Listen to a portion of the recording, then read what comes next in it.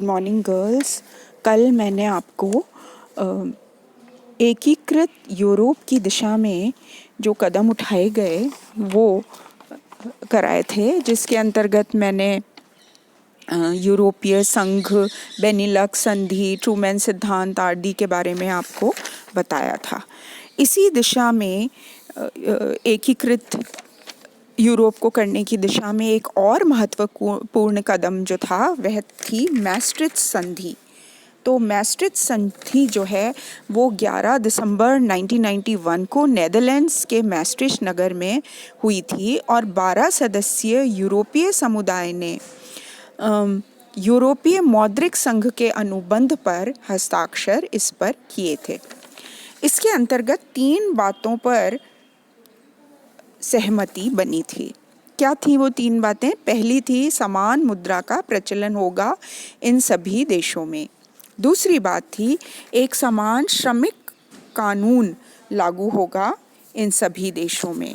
और तीसरी महत्वपूर्ण बात 1 जनवरी 1999 तक यूरोपीय केंद्रीय बैंक की स्थापना की जाएगी, जिससे इन सभी देशों को आर्थिक मदद मिल सकेगी।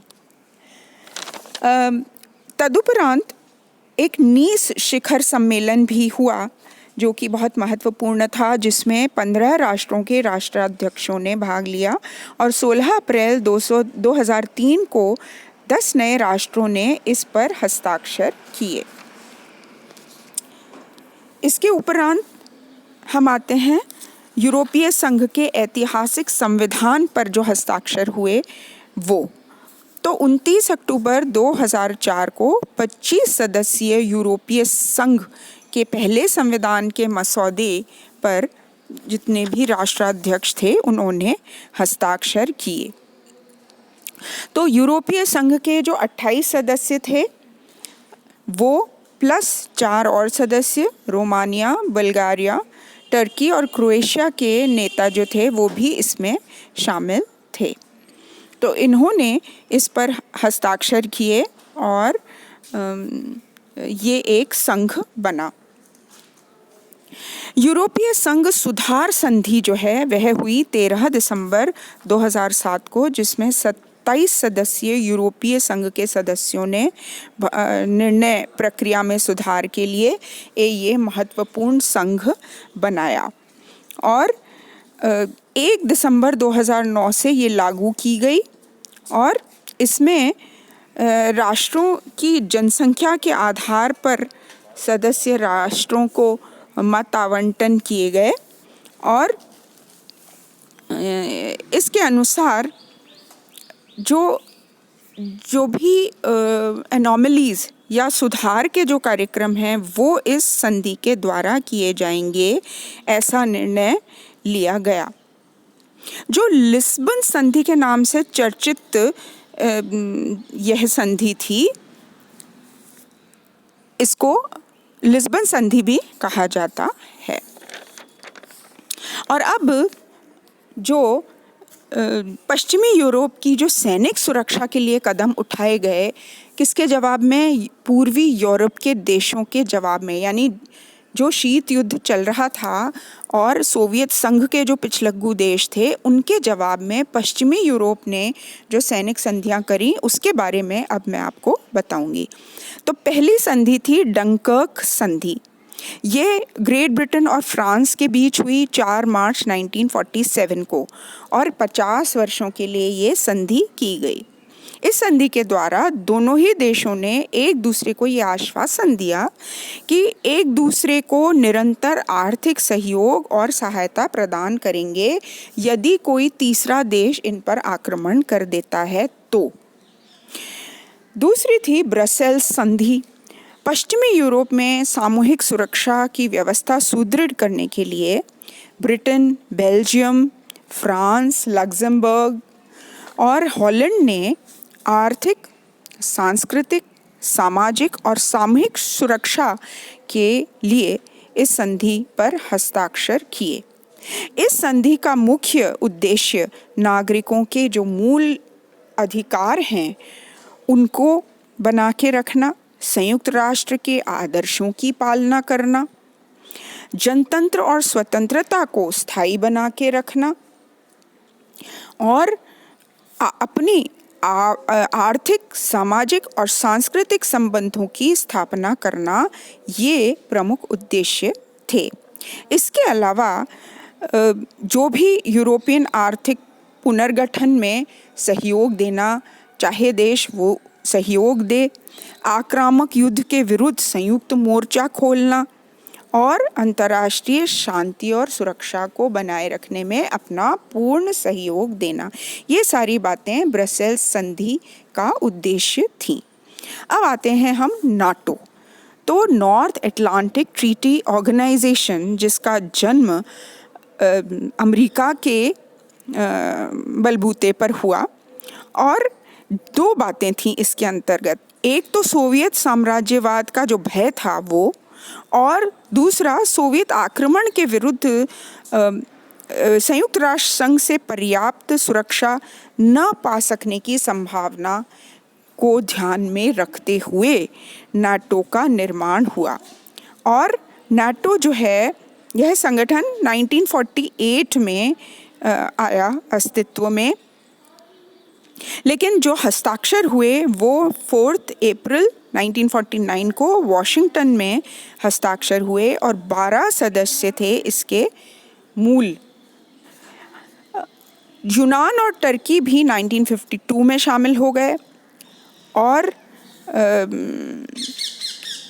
1980 में साइप्रस को भी इसमें शामिल कर लिया गया। इस संधि के जो प्रमुख उद्देश्य थे वो क्या थे? पहला था सोवियत संघ और अन्य साम्यवादी देशों द्वारा आक्रमण किए जाने पर व्यक्तिगत एवं सामूहिक रूप से सुरक्षा प्रदान करना एक दूसरे को।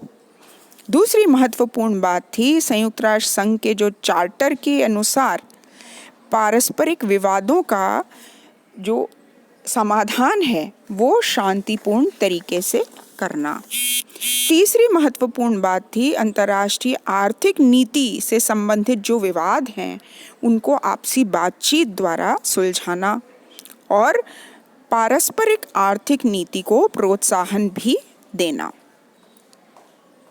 अब ये जो नाटो संधि है, इसके 3 मनोवैज्ञानिक प्रभाव बड़े ही महत्वपूर्ण जो हैं वो पड़े। क्या थे वो प्रभाव? प्रथम था सोवियत संघ को ये चेतावनी थी सीधी सीधी कि यदि उसने इस संधि पर हस्ताक्षर जो करने वाले देश हैं उनके ऊपर आक्रमण किया तो अमेरिका तटस्थ नहीं रहेगा, बल्कि तत्काल इन देशों को सहायता प्रदान करेगा। यानी एक देश पर वार को सामूहिक वार समझा जाएगा इन देशों द्वारा और वो सभी देश उस वार का मिलजुल करके सामना करेंगे। दूसरी जो महत्वपूर्ण बात थी, जो प्रभाव था, वो यह था कि द्वितीय महायुद्ध से जो यूरोपीय देश सैनिक रक्षा के मामले में जीर्ण शीर्ण हो चुके थे, उनको अमेरिका ने यह आश्वासन दिया कि ऐसे देशों को वो सुरक्षा प्रदान करेगा और वो निर्भय होकर अपने आर्थिक और सैनिक कार्यक्रमों को पूरा कर सकते हैं। तीसरा जो महत्वपूर्ण प्रभाव था वो यह था कि ये प्रभाव संयुक्त राज्य अमेरिका के नागरिकों के लिए था और अमेरिका ने बड़े लंबे काल तक पृथक्करण की नीति का पालन किया, तो उसने और कई मामलों में वह तटस्थ भी रहा, लेकिन इस संधि के द्वारा उसने ये बिल्कुल साफ कर दिया कि वह अब एक सक्रिय सदस्य के रूप में किसी भी युद्ध में भाग लेगा यदि उसके किसी पिछलग्गू देश के ऊपर आक्रमण हुआ तो ये था नाटो का, मैंने आपको बताया। अब हम आते हैं यूरोपीय प्रतिरक्षा समुदाय के ऊपर, यानी the European defence community, that is EDC। ये क्या थी? ये एक महत्वपूर्ण योजना थी राजनीतिक एकीकरण के लिए यूरोप के, और इसको वास्तविक संघ का पूर्व रूप समझा जा रहा था। इस संगठन में पश्चिम जर्मनी को केंद्र बिंदु माना गया और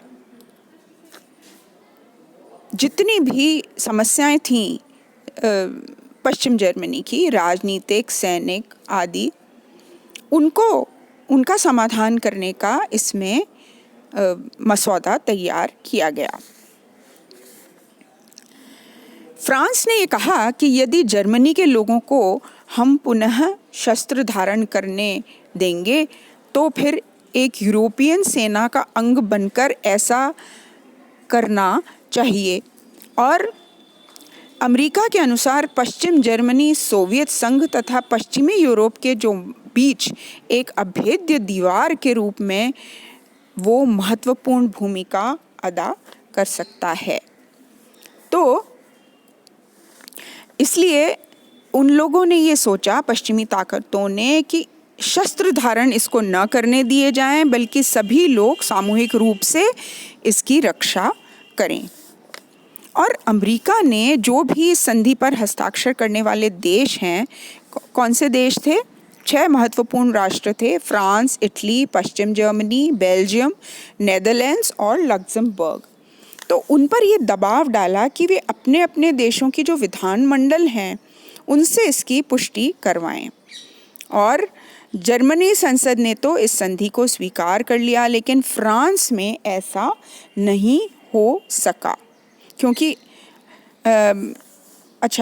इधर जो अमेरिका के विदेश सचिव थे जॉन फॉस्टर डलिस, उन्होंने ये धमकी दी कि यूरोपियन प्रतिरक्षा समुदाय की सफलता पर अमेरिका को यूरोप के प्रति अपनी जो नीति है उस पर पुनर्विचार करने के लिए मजबूर होना पड़ेगा।